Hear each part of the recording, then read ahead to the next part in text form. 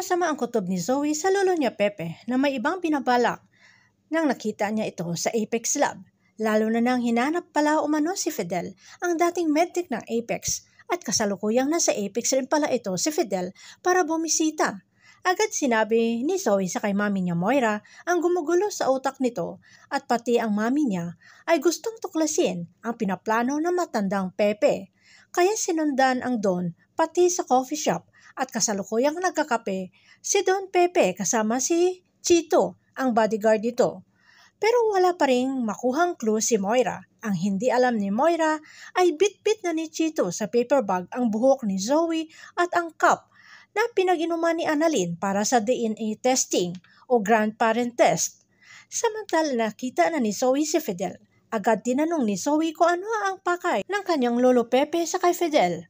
Itinanggi naman ni Fidel na hindi niya umano kilala si Don Pepe at nagmamadali umalis at bukas ay lilipad na ito pabalik sa ibang bansa. Samantala dala na ni Chito ang resulta ng DNA at ibinigay na ito kay Don Pepe. Pasalamat si Don Pepe at nakitang apo niya nga talaga itong si Annalyn.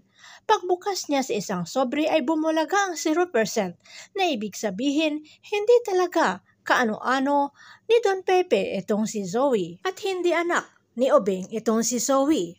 Ano kaya ang gagawin ni Zoe para mapigilan ang kanyang lolo Pepe na mailabas ang katotohanan tungkol sa kanyang pagkatao? Abangan na lang natin ang susunod na episode dito sa Abot Kamay na Pangarap.